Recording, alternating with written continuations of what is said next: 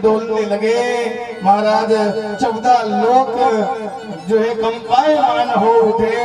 गंगा महारानी स्वर्ग अमृत का कलश छलक उठा और जो है गंगा महारानी जो है महाराज घबरा गई कि भोले बाबा गुस्से में आ गए हैं। त्रिनेत्र भगवान का यदि खुल गया तो संपूर्ण सृष्टि का विनाश होने से कोई नहीं रोक पाएगा। समस्त देवताओं ने गंगा महारानी से प्रार्थना की, हे गंगा मैया आप भोले बाबा की जटा में प्रवेश करें। और वही गंगा स्वर्ग से आई तो स्वर्ग से कैलाश पे आई। कैलाश में आकर के भोलेनाथ की जटाओं में समा करके जटा शंकरी के नाम से विख्यात हो गई। वो जटा शंकरी मैया हजारों लाखों वर्ष तक गंगा भगवान भोले बाबा की जटाओं में घूमती रही। भोले तेरी जटा गंगा मैया घूम रही है, लेकिन हजारों वर्ष बीतने के बाद में भी, लाखों वर्ष व्यतीत होने के बाद में भी गंगा मैया को बाहर निकलने का रास्ता नहीं मिला। गंगा घबरा गई और भोलेनाथ से प्रार्थना करी, हे प्रभु भोले बाबा मुझे बाहर निकलने का मार्ग प्रदान कीजिए। भोले बाबा ने अपनी एक लट खोली, अपनी एक लट खोल करके गंगा को धारा अमृत की धारा प्रवाहित हुई। वहां से गंगा मैया कैलाश से कर्णप्रयाग, रुद्रप्रयाग, ऋषिकेश, हरिद्वार, त्रिवेणी संगम में होती हुई समस्त पावन तीर्थों को, गंगा इत्यादि शुक्ताल इत्यादि तीर्थों को धन्य करती हुई, पृथ्वी धरा को पावन करती हुई जाकर के गंगा सागर में विलीन हो गई। बोल गंगा मैया की जय। इस प्रकार से गंगा महारानी का प्राकट्य महोत्सव गंगा दशमी के दिन ठाकुर जी का चरण कहाँ पहुंचा था? कहाँ पहुंचा था? ब्रह्मलोक में, सत्यलोक में। ब्रह्मलोक सत्यलोक दोनों एक ही, अलग अलग नहीं है, पर्यायवाची है उसका। जब वहां पर पहुंचा चरण, भगवान राजा बलि के यहाँ पर कब पधारे? राजा बलि के यहाँ ठाकुर जी पधारे। भगवान का कब का है? वामन भगवान का। क्या बोलते हैं उसको? वामन द्वादशी। भादो के महीने में जो शुक्ल पक्ष की जो द्वादशी आती है ना, वामन जयंती इसको कहते हैं, उसमें भगवान वामन पधारे। भादो का महीना बड़ा परम पावन महीना है भादो का। कृष्ण भगवान का अवतार इसमें हुआ, राधा रानी का अवतार इसमें हुआ, बलदेव जी के भगवान धरणीधर का जन्म इसी महीने में हुआ। भगवान वामन का प्राकट्य महोत्सव भी भादो में हुआ। भाद्र से ज्यादा पवित्र मास कोई नहीं हो सकता महाराज। भादो का बड़ा पावन महीना है। तो भादो के मास में कहते हैं कि जो भी भादो के मास में अपने घर में भागवत कथा का आयोजन करता है या भागवत कथा जो भी श्रवण करता है, उसकी 21 पीढ़ी के पितरों का उद्धार हो जाए। इतना पावन महीना है भादो का। और जन्माष्टमी के दिन अगर कृष्ण का जन्म हो कथा में तो आनंद की पराकाष्ठा पार हो जाती है। पता नहीं है कि आनंद बता नहीं सकते। सोई जाने देवु जहु देही जनाई जानत तुम्हें तुम्हें हो जाए। इस प्रकार से राजा बलि को धन्य किया और राजा बलि से पूछे कि क्या चाहिए? बोले कि मुझे क्या चाहिए? हाँ बोले मुझे तो तुम ही चाहिए। तू मेरा मैं तेरा प्यारे, ये जीवन अब तेरे हवाले, ये जीवन अब तेरे हवाले, तेरे हाथ इस जीवन की पतवार है। और मेरे मन का मोहन तू दिलदार, काली कमली वाला मेरा यार है। वो मेरे मन का मोहन तू दिलदार, तू मेरा यार है, मेरा दिलदार है। हो तू मेरा यार है, मेरा दिलदार है। होए काली कमली वाला मेरा यार है। मेरे मन का मोहन तू दिलदार। ओए ओए ओए काली कमली वाला मेरा यार है, मेरे मन का मोहन तू दिलदार है।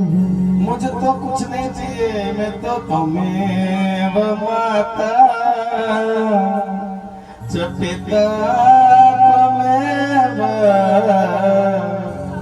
त्वमेव बंधु च सखा त्वमेव विद्या द्रविणं त्वमेव सर्वं मम देव देवा। आप ही मेरे माता है, आप ही मेरे पिता है। मात पीत गुरु सखा सब विधि तू मेरो,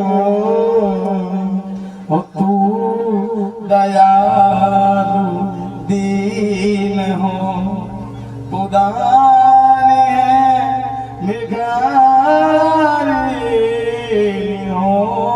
प्रसिद्ध पात की, मैं हूँ प्रसिद्ध पात की।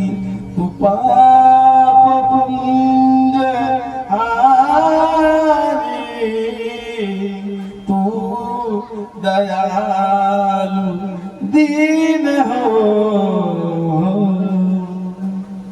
तोहे मोहे नाते अनेक मानिए जो भावे, तोहे मोहे नाते अनेक मानिए जो भावे। जो तुलसी कृपाल, जो तुलसी कृपाल चरण शरण पावे, तू दयालु दीन।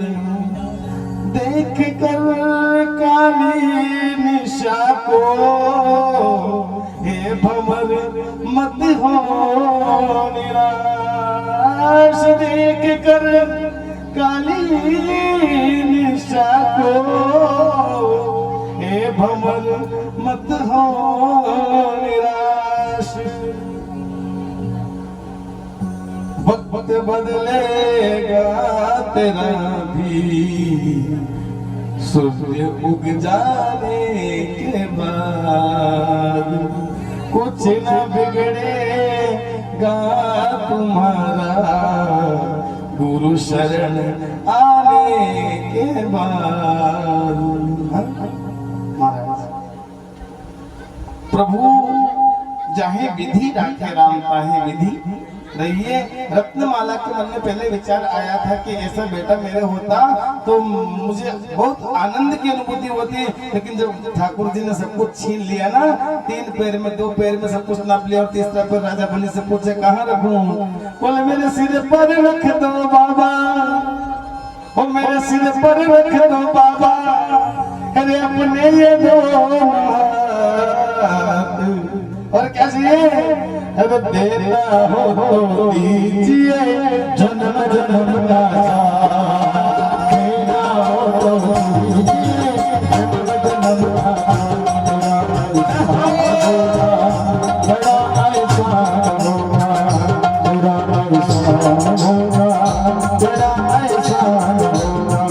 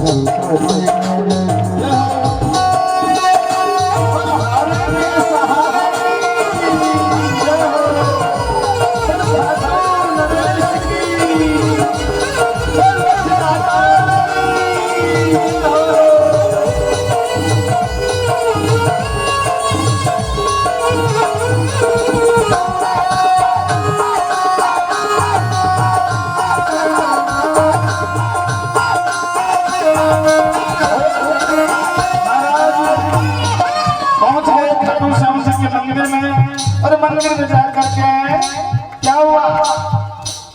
घूंघटिया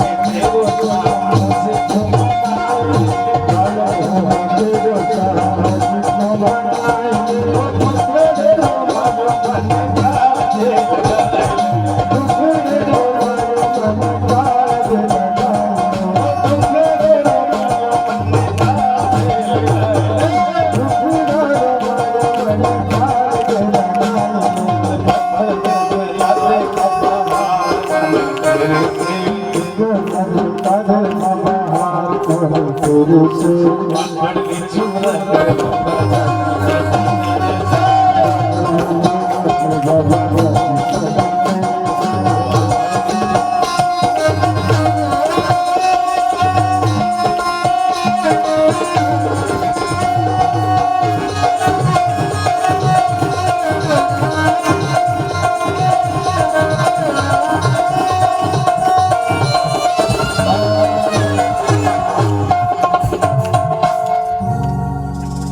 बोली लगातार की हारे के सहारे की खाटू वाले सामधनी सरकार की जय जय श्री श्री राधे श्री राधे श्री राधे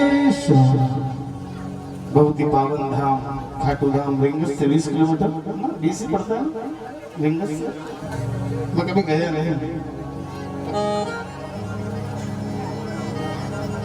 बाबा के चरणों में एक ही प्रार्थना थी, जब भी आऊंगा एक दिन के लिए नहीं आऊंगा,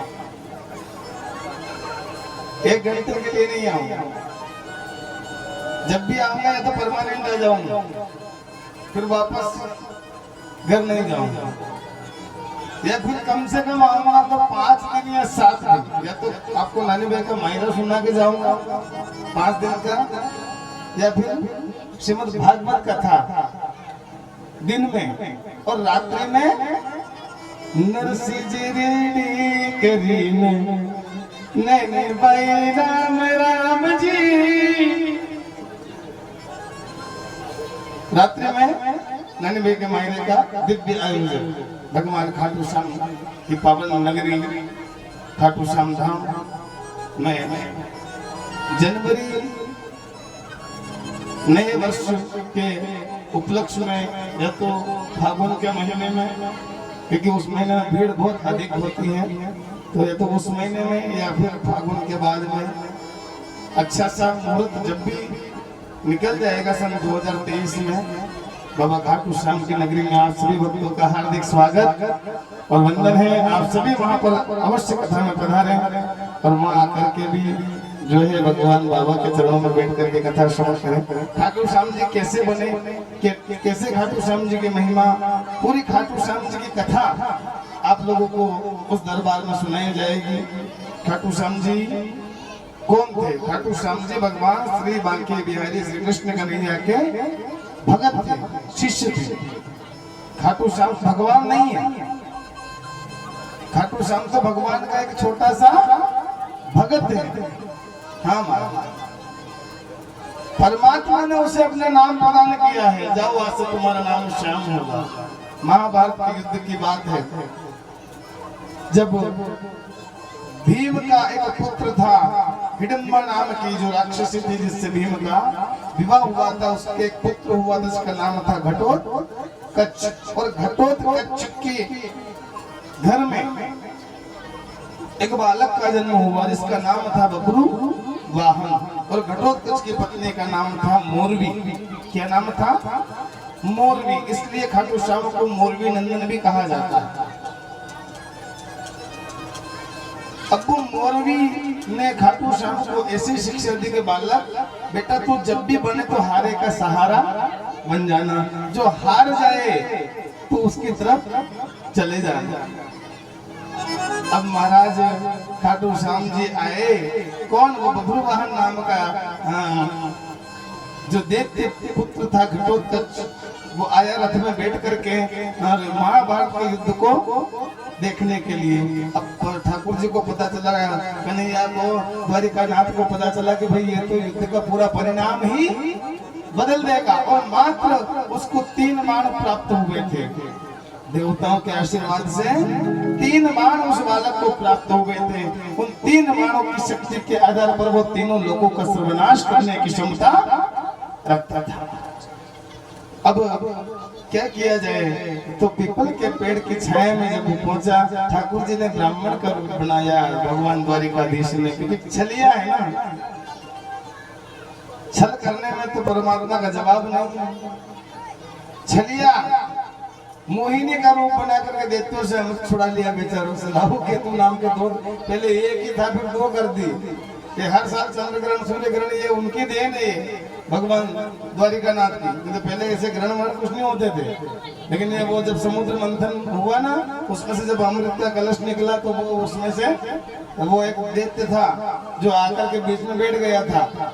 और फिर बाद में जब देवताओं ने कहा कि भाई ये तो दैत्य है, इसने तो देवताओं का रूप बना के अमृत पी लिया, तो ठाकुर जी ने अपने सुदर्शन चक्र से उसका शीश काट दिया। तो वो जो कंठ में रह गया अमृत उसके, तो वो कंठ उसका अमर हो गया।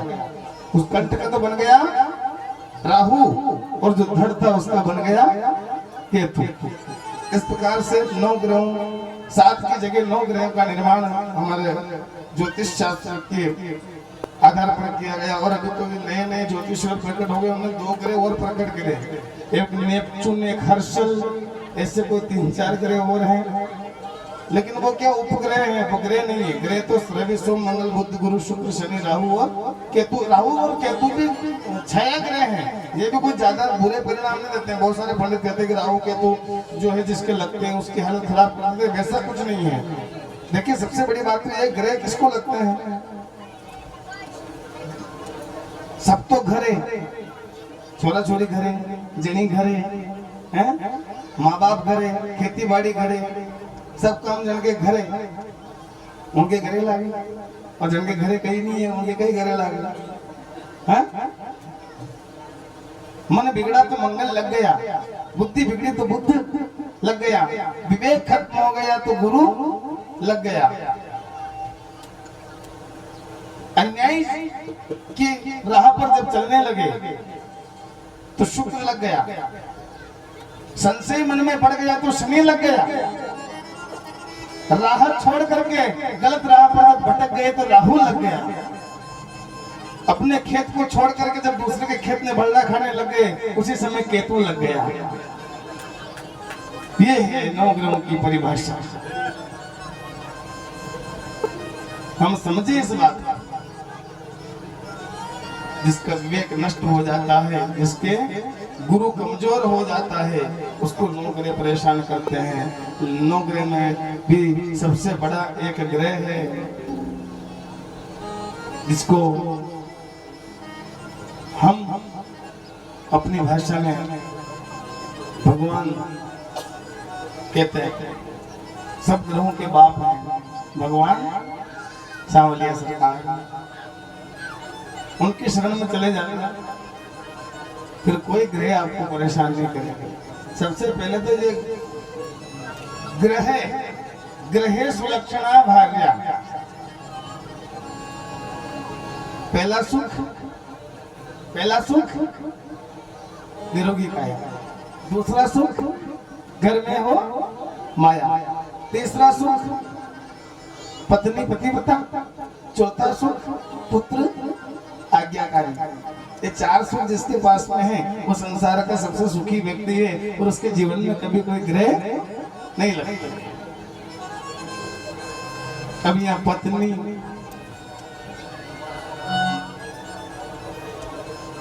पत्नी का तो हमारे गुरुजी बैठे हुए पांडाल में वो बहुत सुंदर व्याख्या करते हैं।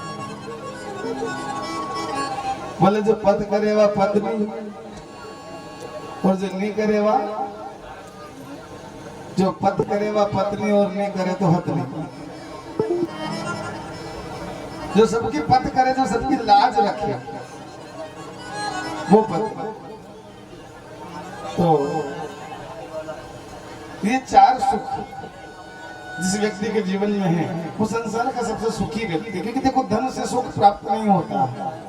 धन से अगर सुख प्राप्त हो जाता तो बड़े बड़े लोगों को ये जो बड़ी बड़ी ब्लड कैंसर बीमारी है, डायबिटीज है, टीबी है, दुनिया भर के पता नहीं क्या क्या है, उनसे बढ़िया जीवन जी रहे हम लोग। वो चुपड़ी रोटी नहीं खा सकते हैं। मैं गया एक सेठ जी के घर में, ऐसा सूखा फूका घास की तरह खाना रखा हुआ था। भोजन एक प्लेट में 2 सूखी चपाती बिल्कुल सूखी सूखी सी, और मूंग की दाल उबाल करके और ऐसे रख रखी थी। मैंने कहा सेठ जी ये क्या भोजन है? बोले बस गुरुजी अभी मैं यही खाता हूँ। क्यों? बोले रोटी अगर चुपड़ के खा लूंगा तो ब्लड प्रेशर हाई हो जाएगा। हाँ? इतना सारा धन है आपके पास में, सोना चांदी हीरे मोती, और ऐसा रूखा सूखा खाना खा रहे हो बड़े आदमी। बोले गुरुजी क्या करें, मजबूरी है, शरीर साथ नहीं देता। जा पर कृपा राम की हुई, ता पर कृपा करे सब कोई। भगवान धन दे तो मन नहीं दे, मन दे तो अकल नहीं दे, अकल दे तो बुद्धि नहीं दे, बुद्धि दे तो ज्ञान नहीं दे, और ज्ञान हो जाए तो वैराग्य होना बड़ा दुर्लभ है महाराज। और वैराग्य हो जाए, वैराग्य होने के बाद में भी अगर गुरु महाराज की शरण मिल जाए, और गुरु महाराज की शरण मिलने के बाद में जो भव सागर से तारण करण हो जाए, तो जीवन का उद्धार हो जाए, ऐसा भाव हो तो जाकर के कहीं भगवान को करें। गुरु कृपा के बिना संसार में हरि कृपा भी छोटी पड़ जाती है।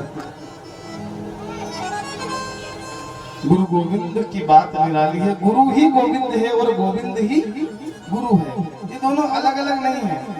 और गुरु किसी भी रूप में कहीं भी मिल सकता है, ये निश्चित नहीं है कि गुरु कोई लंबा चौड़ा तिलकधारी हो, या कोई बढ़िया सूट बूट पहनने वाला आदमी हो, या बढ़िया 1550 रुपए के धोती का सेट पहनने वाला हो, नहीं।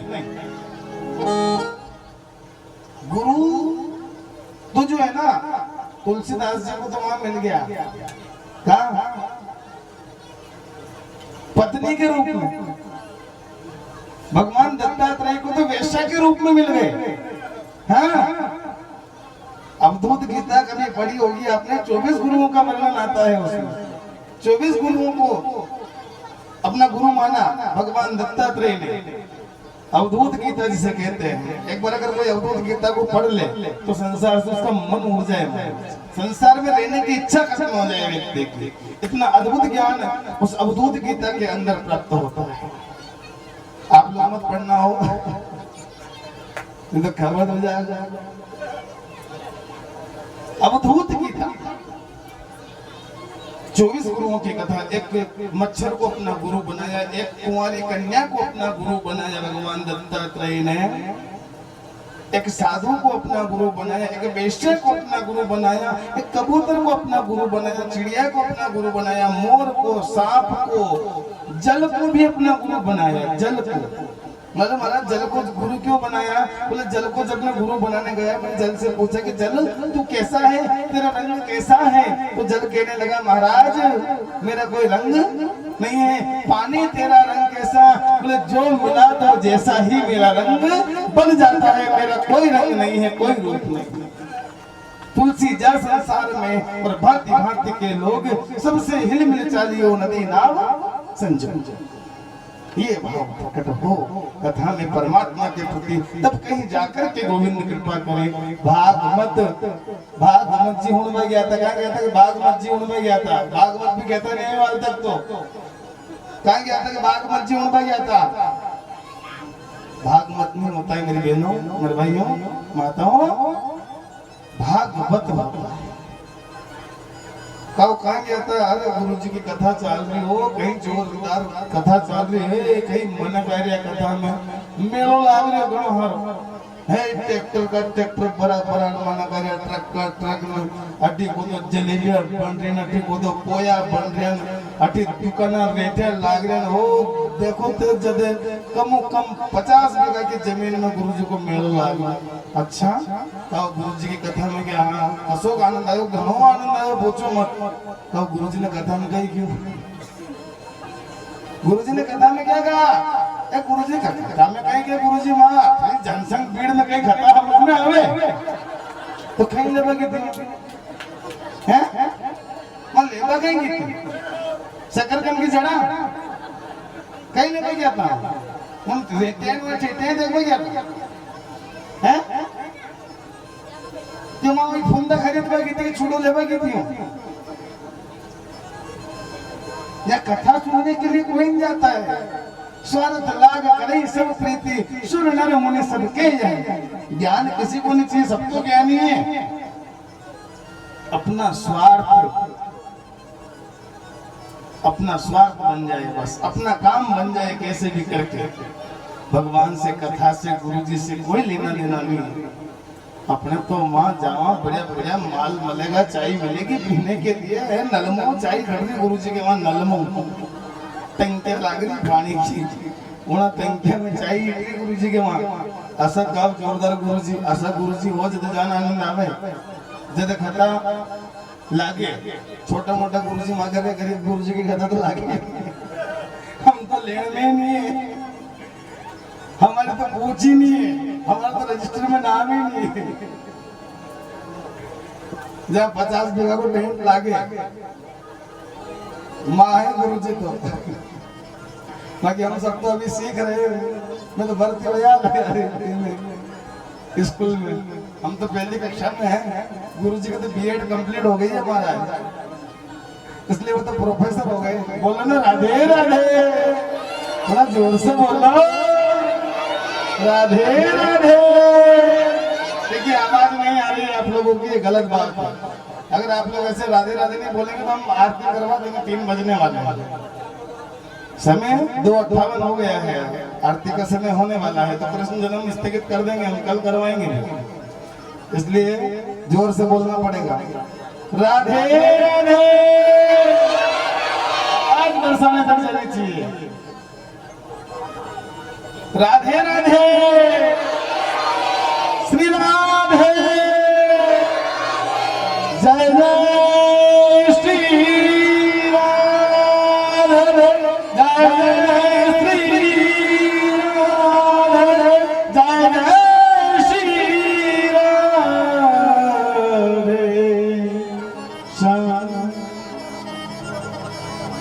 महाराज बड़ा कठिन है भक्ति का मार्ग, सहज नहीं है, सुलभ नहीं है। बहुत अपमान, बहुत तिरस्कार झेलना पड़ता है।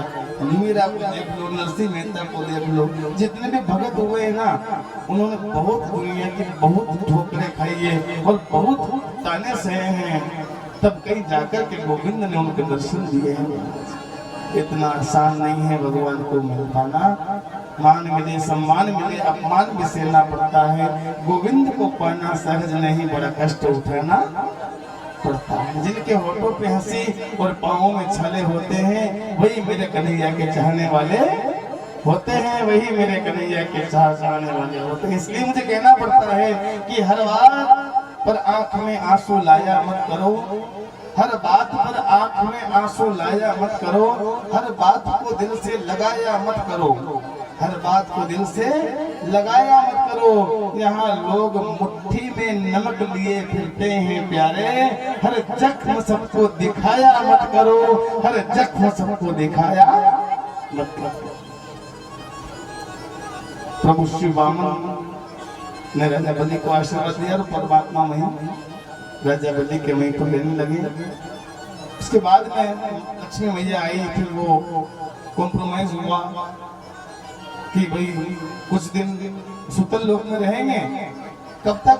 देव सोनी 11 से देव उठनी 11 तक, और बाकी समय वैकुंठ में रहेंगे। उन 3, साढ़े 3, 4 महीने का जो समय है, उसमें सारे पूजा पाठ, धार्मिक कार्य, लगन माना, दौड़ा, खाना गार, ये सब बंद रहेगा।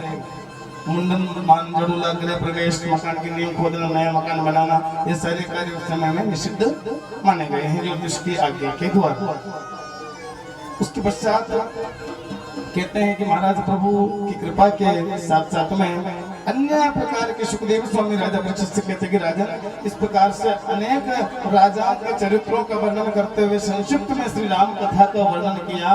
और राम कथा तो बहुत सागर है, लेकिन कहते हैं कि अयोध्यापुरी में एक राजा दशरथ हुए, उन दशरथ महाराज के घर में राजा राम का जन्म हुआ। बोले रामचंद्र भगवान की जय। राजा दशरथ के घर में 4 लालाओं का जन्म हुआ, राम, लक्ष्मण, भरत और शत्रुघ्न, चारों भाइयों का जन्म हुआ। प्रगटे हैं चारों ललनवा, अवधवा में बाजे बजनवा, प्रगटे चारों भैया अवध में बाजे बजनवा, प्रगटे चारों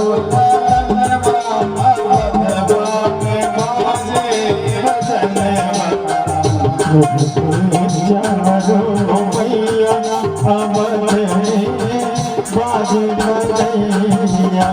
साल साल बालक राजा दशरथ के घर में माँ कौशल्या के गर्भ से परात्पर श्री राम, माँ कैकेयी के गर्भ से भरतलाल और माँ सुमित्रा के गर्भ से गोरे ठाकुर लखनलाल और शत्रुओं का विनाश करने वाले शत्रुघ्न का प्राकट्य हुआ।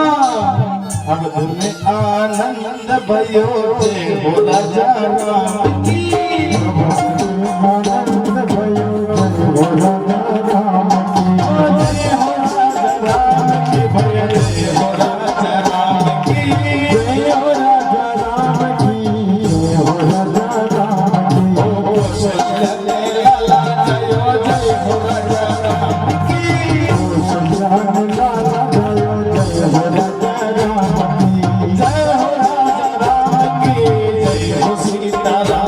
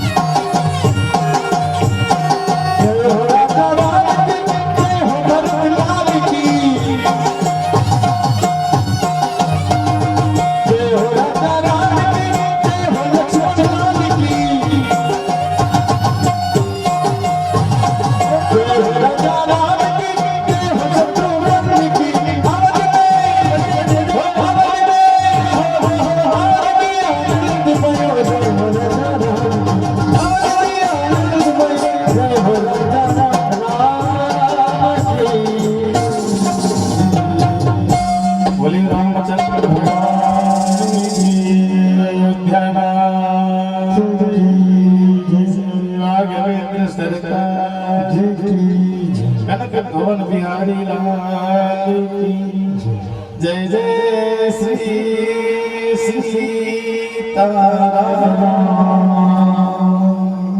जय जय सिया राम जय जय संकट मोचन तुम्हें प्रणाम।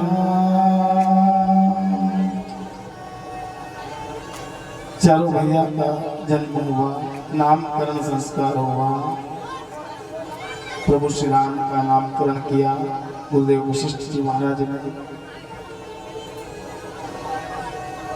लक्ष्मण लाल का लक्षण राम राम बस सकल जगत आधार, गुरु वशिष्ठ कहीं राखी हो लक्ष्मण, लक्ष्मण नाम उदार। अपने लक्ष्य, जिसका लक्ष्य श्री राम के चरणों की सेवा हो वो लक्ष्य मन है, जिसका पूरा जीवन राम जी की सेवा हो। और जाके सुमिरन तेरी पुनासा नाम शब्दोहन वेद प्रकाशा, जिसके सुमिरन करने मात्र से, देखिए बाहर के शत्रुओं से कोई भी जीत सकता है, लेकिन भीतर के जो शत्रु है ना, उनसे जीतने के लिए तो व्यक्ति को शत्रुघ्न ही बनना पड़ेगा, ताकि वो भीतर के काम क्रोध लोभ मोह अहंकार तृष्णा सबको मार दे, सब शत्रुओं का हनन कर दे, उससे शत्रु हन के जाके सुमिरन तेरे पू नासा नाम शत्रुहन वेद प्रकाशा, विश्व भरण पोषण कर जोई और ताकर नाम भरत अस, जो पूरे विश्व का भरण पोषण करे, संत की गति, संत जिसे कहते हैं। राम जी जब वन में गए ना, तो भरत लाल ने सीधे चेहरे से किसानों को अनाज दिया, और जब लिया ना तो उल्टे चेहरे के बरोबर लिया। लेकिन फिर भी जब प्रभु श्री राम राघवेंद्र सरकार वन से लौट के आए और अपनी प्रजा से पूछे, बताओ प्रजाजनों भरत जी के राज में कैसा आनंद रहा? अरे बोले महाराज क्या बताएं, क्यों? अरे बोले भरत जी ने तो बड़ा दुखी रखा हमको। क्यों? अरे बोले हमको अनाज दिया और हमसे वापस लिया। अच्छा, भरत जी के पास में जब ये बात गई तो भरत जी ने कहा कि मैंने किसानों को सीधे चेहरे से, सीधे पलटे से अनाज दिया और उल्टे पलटे से लिया, और फिर भी इन किसानों ने मेरी बुराई राम जी के आगे की। तो भरत जी को गुस्सा आ गया। उन्होंने की कतरी बलि बीघा की 5 बलि 50 बलि भी घट जाएगा तो मैं भूख ही मरूंगा नहीं। किसान को श्राप है भरत लाल जी का, इसलिए हम कितना भी कमा लें किसान लोग, लेकिन हम कभी संतुष्ट नहीं होते हैं। भरत जी ने कहा है कि किसान खरा कमाएगा और खोटा खाएगा, सजा सजा गाँव पिसागा और हम मंडी में बेचेगा। हाँ, कंट्रोल का घर खाएगा और हम गाँव मंडी में ले जाएगा बेचवा, बोले क्यों लगा पैसा आएगा। ये किसान करेगा। किसान को श्राप दिए भरत जी ने। इसके पश्चात महाराज भरत जी ने श्राप दिया, लेकिन इधर लक्ष्मण लाल खड़े हुए थे, उनको दया आ गई। उन्होंने कहा तू चिंता मत कर, श्राप दे दिया भरत जी ने, कोई बात नहीं, लेकिन अब मैं तुम लोगों का आशीर्वाद देता हूँ कि मैं धरणीधर के रूप में हमेशा पृथ्वी को अपने फण के ऊपर धारण करके रखूंगा, और जो भी सच्चे भाव से पृथ्वी की सेवा करेगा उसका बेड़ा पार कर दूंगा। बोल भरत जी महाराज की, धरणीधर भगवान की। भगवान धरणीधर ने धरणी का भार अपने माथे के ऊपर विराजमान किया। बड़ा सुंदर गुरुग्रह पढ़न गए चारों भाई, और अल्पकाल विद्या सब आई। उसके पश्चात आए पुनः अयोध्या में आए, तारका का उद्धार किया। मारीच सत योजन का सागर पारा, एक ही बाण प्रभु ने ऐसा मारा कि 100 योजन समुद्र के दूर जा करके पड़ा मारीच, और सुबाहु नाम के दैत्य का उद्धार किया। उसके पश्चात गुरु महाराज लेकर के प्रभु श्री राम को कहाँ पधारे? जा रहे हैं जनकपुरी नेपाल में स्वयंवर के निमंत्रण में। बीच में गौतम ऋषि का आश्रम देखा। माता अहिल्या के जो श्रापवश जो पत्थर की शिला बन गई थी ना, अहिल्या माता का उद्धार करके राम राघवेंद्र सरकार पहुंच गए। कहाँ? जनकपुरी में। जनकपुरी में रात्रि विश्राम किया। प्रातः काल जल्दी उठ करके गुरु महाराज के चरणों में सबसे पहले राम जी ने क्या किया? प्रातःकाल उठ के रघुनाथा, मात पिता गुरु नाम ही माता। सबसे पहले राम जी उठ करके अपने गुरु महाराज को, अपने माता पिता को प्रणाम करते थे। और उठे लखन निशि विगत सुनी, अरुण शिखा धुनिकान, गुरु से पहले जगतपति जागे राम सुजान। बोले राम राघवेंद्र सरकार की। और चले गए कहाँ? बगिया में, जहाँ पर मां जानकी गौरा मैया का पूजन करने के लिए आई है। इधर राम और लक्ष्मण जब गए बगिया में तो देख कर राम जी को जनक नंदिनी वो बाग में बस खड़ी की खड़ी रह गई। राम देखे सिया को, सिया राम को, मन में शंका बड़ी की बड़ी रह गई। 4 मिले 64 किले 20 रहे कर जोड़, हाँ? भक्तों से भगवान मिले तो नाचत 7 करोड़। बोले भक्त वत्सल भगवान की। समझदार के लिए इशारा काफी है। जो समझ गए सो समझ गए, जो रह गए सो रह गए। और आइए इस प्रकार से भगवान श्री राम ने संक्षिप्त में वेद व्यास जी ने राम कथा का इसमें 1.5 पेज का वर्णन, मात्र 1.5 अध्याय का वर्णन दिया है। उसके बाद में प्रभु श्री राम वापस माँ जानकी का वर्णन करके अपने यहाँ पर पधारे।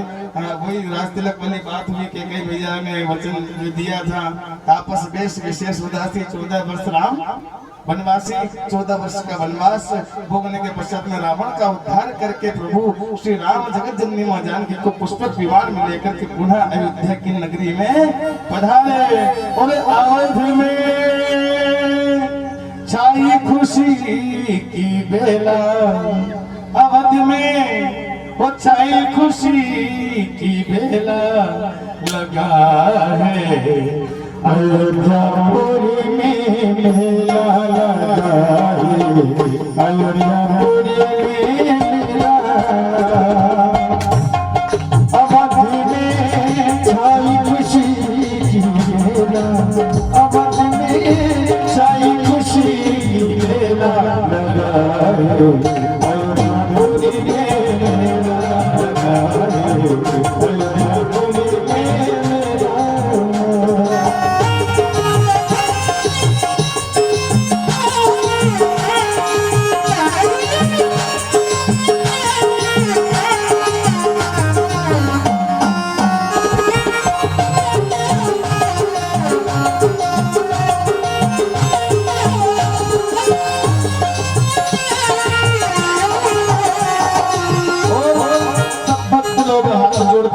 भगवान श्री राम से प्रार्थना करने लगे। जो राम का अभिषेक हुआ और कहने लगे, ओम राम जी के राम जी हमारे, राम जी के राम जी हमारे, राम जी के राम जी हमारे, राम जी के राम जी हमारे, हम राम जी के राम जी हमारे, हम राम जी के राम जी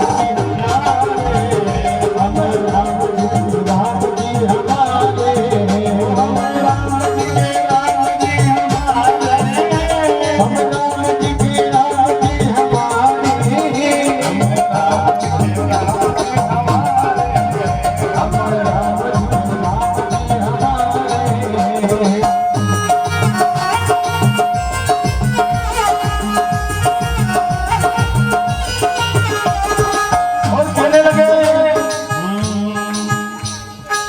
हमारे साथ श्री रघुनाथ तो किस बात की चिंता, हमारे साथ श्री राम जी किस बात की चिंता, हमारे साथ श्री रघुनाथ तो किस बात की चिंता, हमारे साथ श्री रघुनाथ तो किस बात की चिंता। शरण में रख दिया सब मात तो किस बात की, शरण में रख दिया जयनाथ को किस बात की चिंता।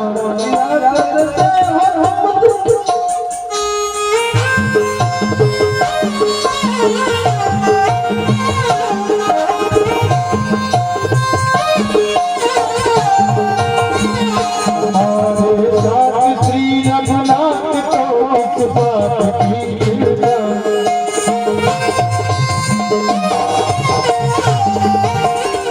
शरण में रख दिया रात को रात की चिंता राम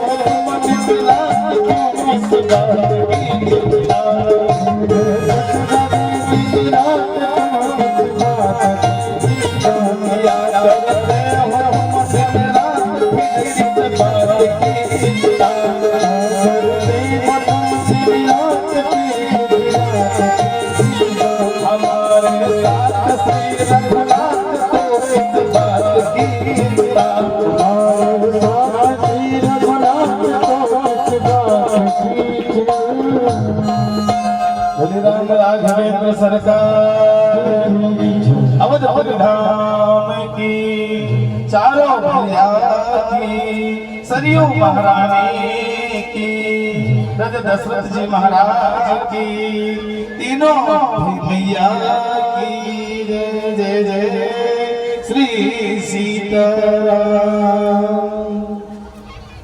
भगवान श्री राम पधारे और देखिए राम कथा तो कहते हैं कि राम कथा जो है ना वो तो बहुत ही दुर्गम है और बहुत अपार है। रामायण स्तकोटि अपार 100 प्रकार की रामायण 108 प्रकार की रामायण हमारे भारत देश में है।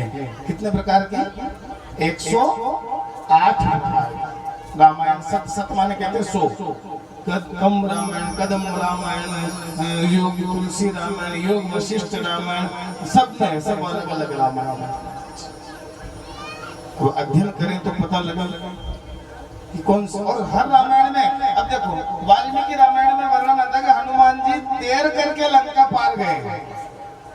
वाल्मीकि रामायण क्या कह रही है कि हनुमान जी तैर करके और उन्होंने सागर को पार किया। और इसमें लिखा हुआ है कि पवन तनय बल पवन समाना और बुद्धि विवेक विज्ञान निदाना। तो सब कल्पांतर वेद की कथाएं हैं। इसके पश्चात कहते हैं कि त्रेता युग का समापन हुआ और द्वापर युग का आगमन हुआ। और द्वापर युग में कई प्रकार के चंद्रवंश के राजा हुए। उन्हीं चंद्रवंश राजा में एक राजा हुए उग्रसेन नाम के, जिनका राज था मथुरा में। उस मथुरा में उग्रसेन नाम के महाराज की पत्नी के गर्भ में एक बालक ठहरा। और वो पत्नी एक दिन घूमने के लिए वन में गई। वन में एक ध्रुमन नाम के राक्षस की छाया उसके ऊपर गिर गई। तो बालक महात्मा होने का था, लेकिन राक्षस की छाया गिर जाने से बालक राक्षस प्रकृति का हो गया। और जब बालक का जन्म हुआ तो ऋषि मुनियों ने कहा, ब्राह्मणों ने कह दिया कि बालक आपके कुल में कलंक है, ये आपके कुल का सर्वनाश करवा देगा। इसलिए उग्रसेन जी महाराज ने लता पताओं में लपेट के और बालक को यमुना महारानी में बहा दिया। आगे सूरसेन महाराज भजन कर रहे थे। वसुदेव जी महाराज के पिताजी उन्होंने बालक को वहां से निकाला और निकाल करके उसका लालन पालन करने लगे। बाद में नारद जी के द्वारा पता चला कि मैं तो उग्रसेन का बेटा हूँ और ब्राह्मणों के कहने पर मेरे पिताजी ने मुझे यमुना में बहा दिया। तो मन में हीन भावना जागृत हो गई और चला गया कैलाश पर्वत के ऊपर तपस्या करने के लिए। वहां जाकर के भोलेनाथ को प्रसन्न किया। बोले बाबा प्रसन्न हुए तो उनसे वर मांगो, क्या चाहिए? बोले वर कुछ नहीं चाहिए, मुझे अमर कर दो। बोले अमर होने का वरदान मैं तुम्हें नहीं दे सकता हूँ। क्यों? बोला कि अमर तो इस पृथ्वी के ऊपर कोई भी नहीं हो सकता। अमर तो सिर्फ 8 आदमी है। मैंने नाम बताया था ना आपको, वो 8 लोग हैं, 8 से 9 नहीं हो सकते हैं। मैंने कहा अभी अमर की जो लिस्ट थी वो तो फूल होगी, वो कोटा तो पूरा हो चुका है। अब तो दूसरों वरदान को है कोटो, तो उनमें से दे दूं कहीं। लोग कहते हैं ना कि वो यार वो कुर्ता को कपड़ा वो बढ़िया जो डंग डांग को कि साहब वो थाम तो खत्म हो गया है। दुकानदार कहता ना उससे मिलता जुलता है, अगर आप कहो तो फाड़ दो। तो दादा बाहुबली साड़ी के वो तो खूट की भैया वो तो कांटा लगे है, तू क्या तो दे दो। तो कहने का मतलब क्या है कि स्टॉक खत्म हो गया अमरता वाला। तो हनुमान जी को कर दिया, उनको कर दिया, उनको कर दिया। आप लेट आए, पहले आता तो आप मन जा तो यो विवाह गान में एकादो पद तो महादेव जी ने एक धनुष दिया उसे। क्या दिया? धनुष। धनुष दिया और धनुष देख करके भगवान महान काल महाराज ने कहा कि इस धनुष को प्रभु भगवान श्री नारायण के सिवा कोई तोड़ नहीं सकता, और जो इस धनुष को तोड़ देगा वो तुझे छोड़ नहीं सकता। ध्यान रखना, ये संकेत है। और वो धनुष को लेकर के गया, जाकर के मथुरा के ऊपर चढ़ाई करके अपने पिताजी को पकड़ के जेल में डाल दिया नालायक ने, और पूरे मथुरा में हाहाकार कर दिया। और लोगों से कहने लगा कि यज्ञ करना है तो कंस महायज्ञ करो, मंत्र बोलना है तो कंसाय नमः बोलो, और आहुति देनी है तो कंसाय स्वाहा बोल करके आहुति दो। आज के बाद में इस दुनिया का भगवान कंस भगवान है। महाराज घबरा गए, गो माता, पृथ्वी मैया, साधु संत महात्मा सब घबरा गए। देवता दौड़े दौड़े गोविंद की शरण में गए, नारायण की शरण में गए। प्रभु से कहने लगे, प्रभु ये कंस का अत्याचार तो बढ़ते ही जा रहा है, कुछ कृपा करो। कंस ने अपने जो चाचा की पुत्री है, जो अपने काका की पुत्री है, जिसका नाम है देवकी, अपने मित्र वसुदेव के साथ में उसका विवाह करने का विचार किया। विवाह किया धूमधाम से, कन्यादान के बाद में अपनी बहन को जब रथ में बिठा करके विदा करने के लिए जाने लगा तो आकाशवाणी हो गई है, कंस जिस बहन को तू रथ में बिठा करके विदा करने के लिए जा रहा है, उसका 8वीं संतान तेरा काल होगी, तेरा काल होगी, तेरा काल होगी। ये बात जब कही महाराज तो पैरों तले जमीन खिसक गई।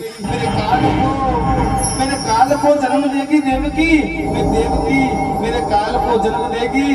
जो मेरे काल को जन्म देगी, मैं उस काल कुलंकनी को ही नष्ट कर दूं तो काल पैदा ही नहीं होगा। और केश पकड़ करके बेचारी देवकी को रथ से नीचे खींच लिया, और रथ से नीचे खींच करके तलवार लेकर के जब देवकी का शीश काटने लगा, आकर के वसुदेव जी ने पकड़ लिया। अरे महाराज भोजपति, शर्म करो, इतने शूरवीर होकर के एक अबला के ऊपर अपना बल दिखा रहे हो, चुल्लू भर पानी में डूब के मर जाओ।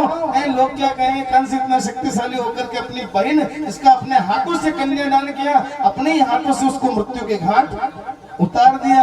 संसार में तुम्हारी अपकीर्ति हो जाएगी, कुछ अपने नाम का तो लिहाज करो, कुछ अपने पद की तो मर्यादा रखो। तो क्या करूं? बोले कि जैसे जैसे देवकी के बालक होंगे मैं एक एक करके तुम्हें दे दूंगा। हाँ, ये बात मंजूर है, लेकिन आप दोनों को कारागार में रहना पड़ेगा, जेल में रहना पड़ेगा। मुझे भरोसा नहीं है तुम दोनों के ऊपर। ठीक है, कोई बात नहीं, जेल में बंद कर। पिताजी को एक कोठरी में और दोनों पति पत्नी को एक अलग कोठरी में, कल कोठरी में बंद कर दिया। प्रथम बालक का जन्म हुआ, कीर्तिमंतम प्रथमजा, कीर्तिमंत नाम का प्रथम बालक हुआ। ले जा करके वसुदेव जी ने उसको कंस को सौंप दिया। उस दुष्ट के मन में दया का भाव आ गया। इतने में नारद जी ने मन में विचार किया कि अगर इसके मन में दया का भाव आ गया तो भगवान नहीं पधारेंगे। इसलिए नारद जी ने उससे कहा, उसने कंस ने कहा कि ये तो पहला बालक है, मुझे इससे कोई शिकायत नहीं है, मुझे तो 8वें से मतलब है, इसको वापस ले जाओ। नारद जी गया, उन्होंने कहा कि 1 2 3 4 5 6 7 और 8, फिर 1 2 3 4 5 6 7 और 8, 8 से 8 गणों तो भी 8 हो गए, और यहाँ से यहाँ गणों तो भी 8 हो गए, बीच में से कटे से टोटल। और देवता के नंबर की मालूम नहीं पड़ेगी, फैलाए 8वां कर दे, 8वां फेलो कर दे। देवताओं की माया से तुम परिचित नहीं हो कंस, तुम्हारी तुम जानो, लेकिन मैंने समझा दिया। देवता कुछ भी कर सकते हैं, देवता बड़े छली होते हैं। उसके दिमाग में कचरा भर गया। बस नारद जी सोचते कि अगर ये पाप नहीं करेगा तो भगवान कैसे आएंगे, क्योंकि जब जब होई धर्म के हानि बाढ़े ही असुर अधम अभिमानी, तब तब धरी प्रभु विविध शरीरा, हरि कृपा निधि सज्जन पीरा। जब जब धर्म की हानि होगी, जब बाल हत्या होगी, गौ माता का ऊपर अत्याचार होगा, जब भाई भाई का दुश्मन बनेगा, जब बाप बेटे का अपमान करेगा, जब कलयुग अपने अंतिम चरण की ओर पहुंच जाएगा, तभी तो गोविंद का जन्म होगा। ऐसे थोड़ी भगवान आएंगे इतनी आसानी से महाराज। हाँ, तो बिल्कुल अंतिम चरण में कल के रूप में भगवान एक ब्राह्मण के घर में पधारेंगे। तो मैं निवेदन कर रहा था आपसे कि प्रभु कृपा से उसकी मति भ्रष्ट हो गई और उसने एक एक करके माता देवकी के 6 बालकों को मार दिया। 7वां आने वाला है। 7वां कौन है पता है? ये 7वां कोई साधारण नहीं है, ये 7वां तो स्वयं शेषनाग है, सहस्त्र शीरिखा पुरखा, 1000 फन वाले शेषनाग अब पधार रहे हैं माँ के गर्भ में। लेकिन गोविंद ने मन में विचार किया, गोविंद ने मन में विचार किया, ढोल बजाते बजाते आओ ना आराम से प्रेम से।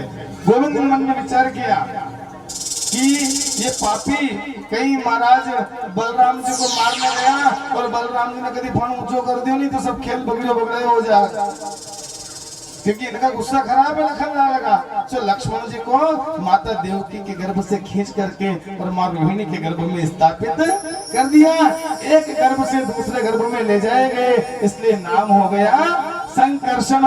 बोले संकर्षण भगवान की।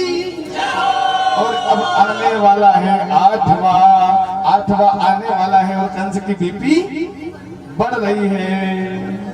अब नारद जी आ गए कंस के पास में और कंस पूछने लगा महाराज 8वां कैसे होगा, अगर पैदा होते ही पहले दौड़ने लग गया तो कैसे पहचानूंगा। अब नारद जी कंस को समझा रहे हैं कि 8वां कैसे होगा, मैं तुम्हें बता देता हूँ।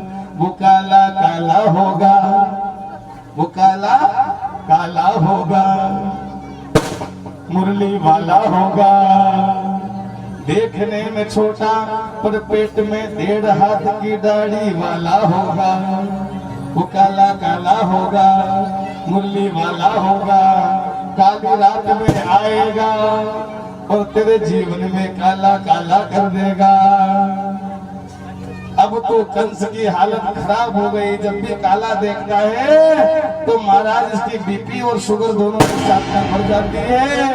जोर जोर से चिल्लाता है, अरे इस काले को हटाओ, अरे इस काले को हटाओ, वरना ये काला मुझे मार देगा। बेचारा दाल खाने के लिए बैठता है और दाल में अगर काला कंकड़ भी आ जाता है तो भी दाल को फेंक देता है, अरे ये मुझे मार देगा, हटा दो इस काले को यहाँ से।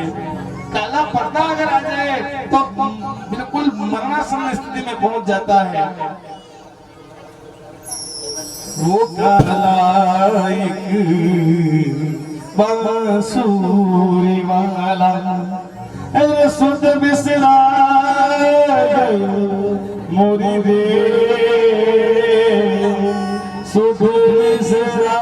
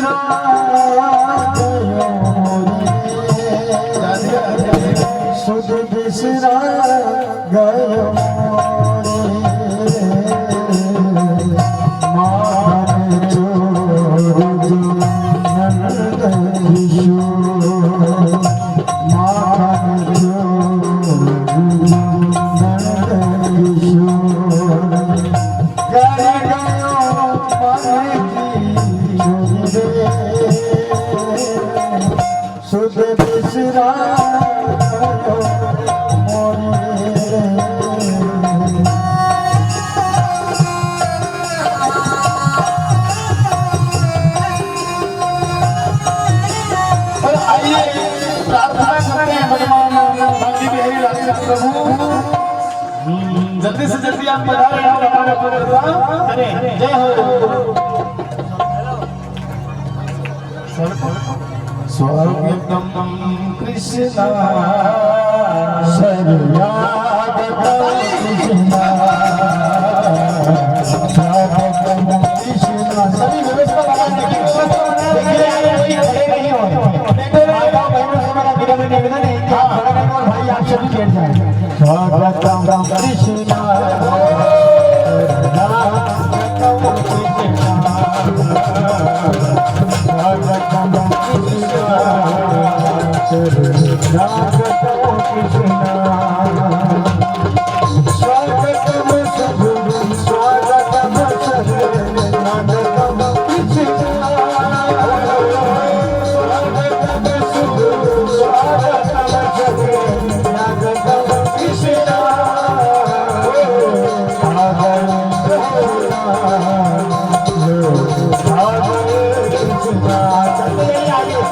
आगे आगे जाइए स्वागतम कृष्णा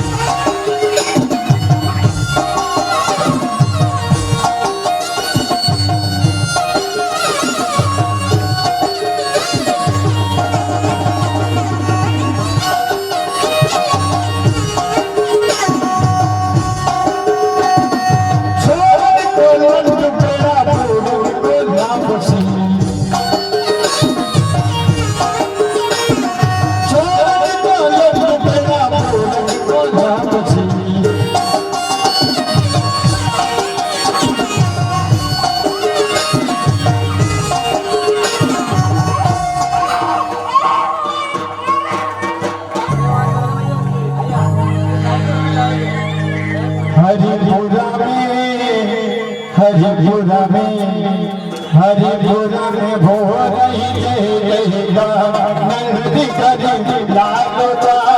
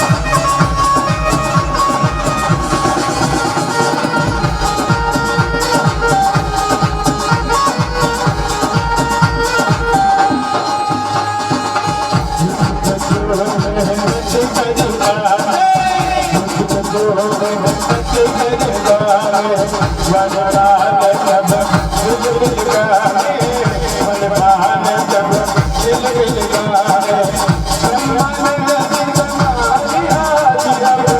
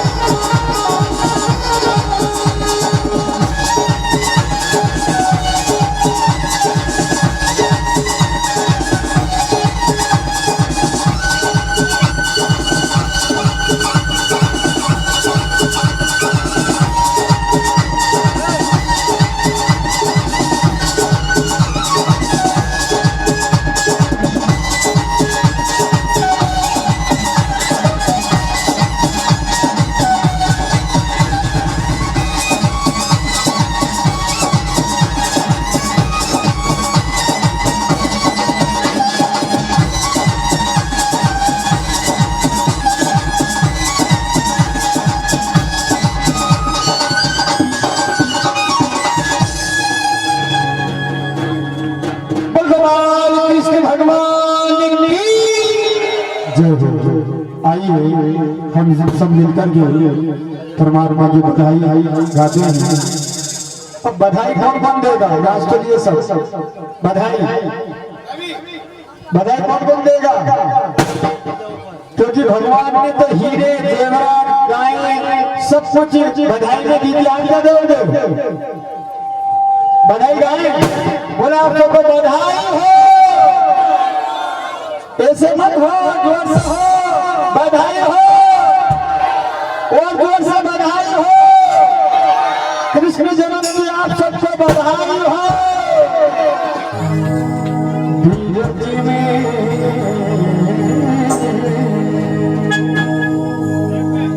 देखिए जो ठाकुर जी का जो पल्ला है जिसमें ठाकुर जी विराजमान है, तो लीलावती ठाकुर जी तो घबरा गए हैं, रो रो के बुरा हाल हो गया है। तो ये जो ठाकुर जी हैं पल्ले में विराजमान कर दो, और जिनको भी पूजन करना है वही पल्ले में ठाकुर जी का पूजन हनुमान जी की है जो आसन लगा हुआ है इसके बगल में रख विराजमान कर दीजिए। और मात्र 15 मिनट का समय है आप लोगों के पास में। 15 मिनट में जिन लोगों ने ठाकुर